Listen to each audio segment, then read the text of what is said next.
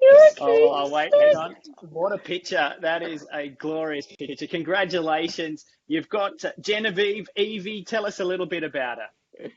Yeah, she's just adorable, isn't she? So She's yeah, beautiful. she's pretty happy at the moment, so that's good. But yeah, just very happy and excited and very proud to have a little Evie here, and still seems a little bit weird to say she's my daughter, but I'll get used to that. So yeah, just it's absolutely amazing. The first thing we have to say to you is congratulations to both you and Liz on the birth of Evie. How is everything? How are you both coping? Thanks, Todd. Yeah, it's absolutely amazing. I could not have imagined, it would be this incredible. So very lucky that we've got little Evie, and she's just an absolute gem. And even the tougher times don't seem that bad when you just look at her, little face, and you just want to cuddle her and hold her all day long. So yeah, it's absolutely incredible. I think she's about 5 weeks old. What have been the challenges in those first 5 weeks? I'm sure there's a few that were unexpected.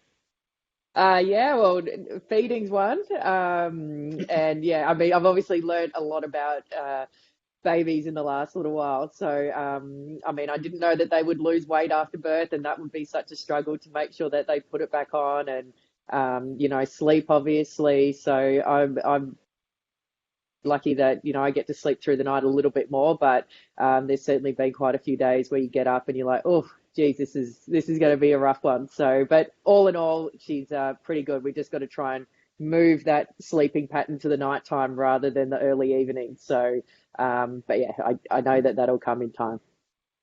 Well, you certainly won't be the first parents to have to deal with that sort of thing. When we look about um, spending time at home, there are a lot of people out there that didn't know your personal situation. And you first talked about Liz and your partnership together following the Newcomb medal at the end of 2019. But many of us in the tennis world, we knew Liz, we knew all about you. But how difficult has it been for you to sit back and be so private? Has it been hard for you to keep that in? And is this a time of your life now that you feel like, you know what, this is me? Yeah, exactly. I think there's been certainly moments throughout my life and my career where I've thought about, you know, putting it out there to the world, being a bit more open with my private life. But on the whole, I'm not really like that anyway. And the world only knows me because I'm a tennis player. So I kind of figured I'm a tennis player. That's what I am. That's what I'm about. And kind of let my tennis do the talking. And that's kind of the approach that I'd always taken throughout my career. A lot of even discussions with my coaches and sports psychologists, talking with Liz. It's certainly come up to, you know, put it out there in the past, but for whatever reason, I just never was ready to do that. Like I just said. But I think I got to the point with at Newcomb Medal, I was standing up on stage and talking and thanking all these people and everything. And I kind of got off, and I remember walking to the car park after the night, and something just didn't feel right because I thanked all these people who were obviously very important to me, but not my partner. And she is a huge part of what I've been able to do and who I am now and everything. And that just didn't sit well with me. And I thought, you know what? Bugger this. I want to thank her and I want to do this. And that's why I put it on Instagram. And I think I've got older, I'm more mature. You kind of reflect more, think about things, and thought, well, you know what? This is who I am. All my friends know, my family, anyone who knows me knows who I am, and be proud of that. And there's nothing to worry about. And now I've got a daughter and I want to share that experience. So I think it's just been a bit of a progression through time. And yeah. You talked about like preparation, getting ready for the birth. COVID has put the world into a different spin for everybody in every way, but in a way for you, it actually has been a bit of a help. It's given you time to prepare for this, hasn't it?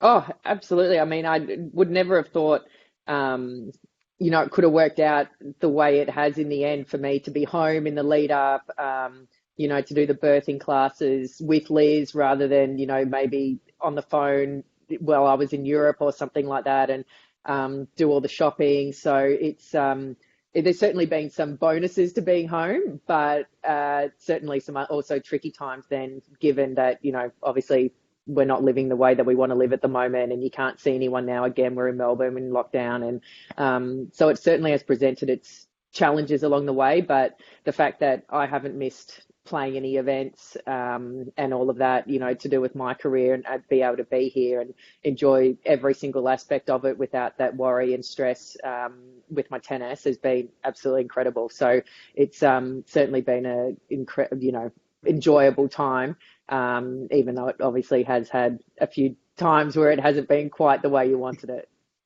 There's a schedule that's been put out by the WTA Tour. We've got two potential majors coming up very shortly. What are your plans? Obviously, a newborn will change some of those. Yeah, absolutely. I knew that there was going to be things that you'd have to kind of give and take along the way with having a newborn and a child.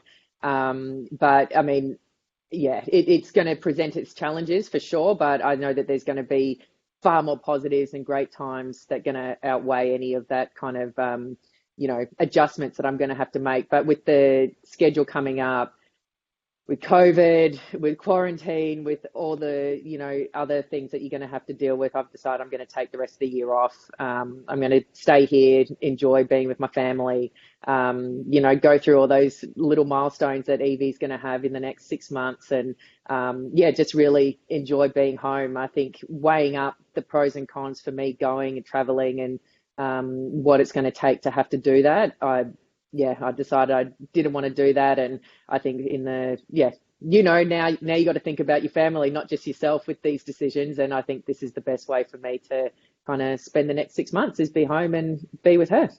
Having actually experienced this, as a dad and a parent and traveling on the tour, I wonder how you think now when you'll be out on court, and then you walk off and you've got two separate parts of your life. You've got your professional life as an athlete and a tennis player, and then one as a mum.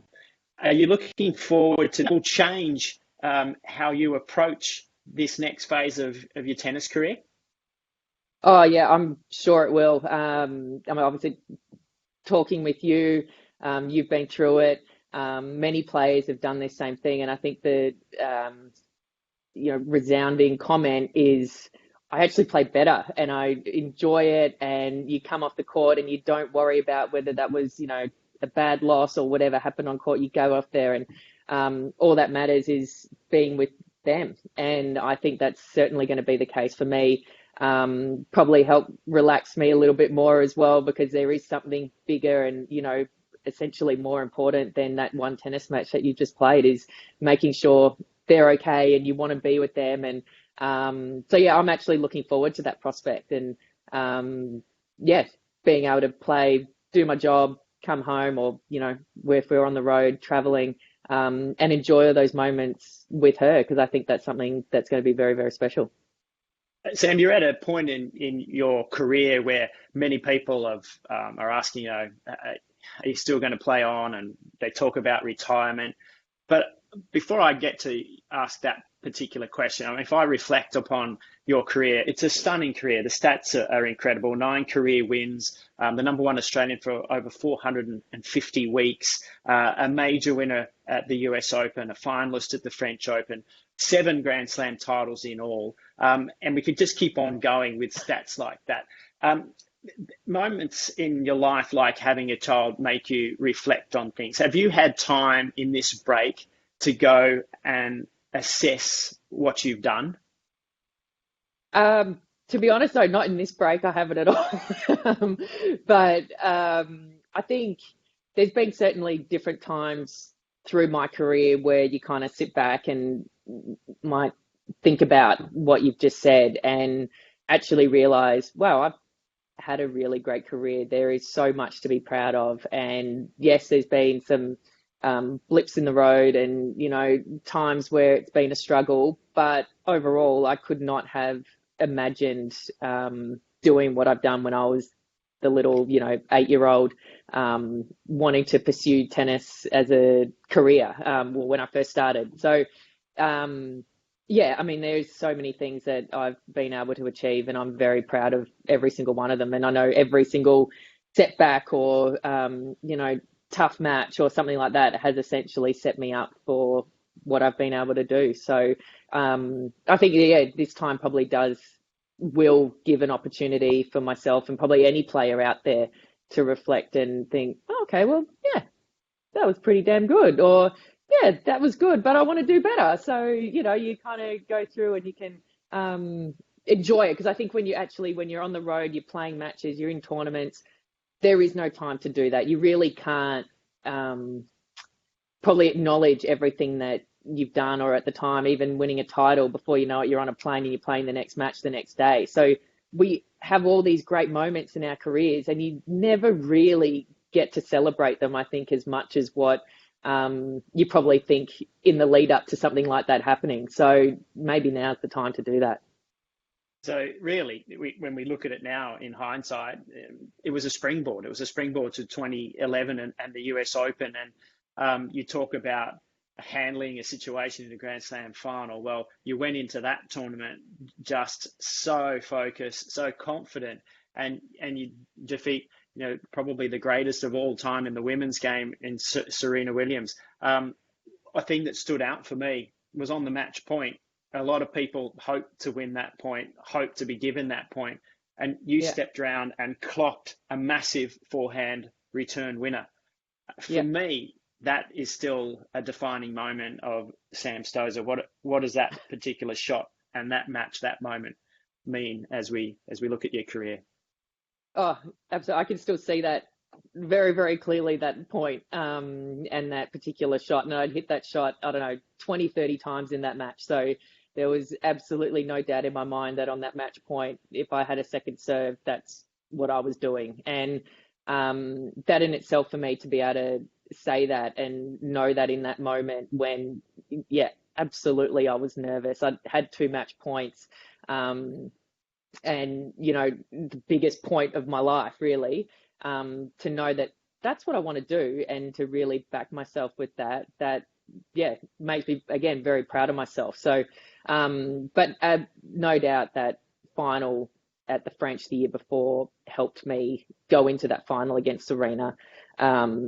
Slightly different circumstances. We didn't have the day off because of delays through the event. But as soon as I found myself in that final, I had no doubt that I could win that next day. And actually essentially said it to my team the night before when we got back to the hotel. And something just clicked in me that I knew I could do it. And I've said it before. I wish I could go into every single match and every single tournament thinking that, but it happened in the biggest and the best moment. So I'll take that one time.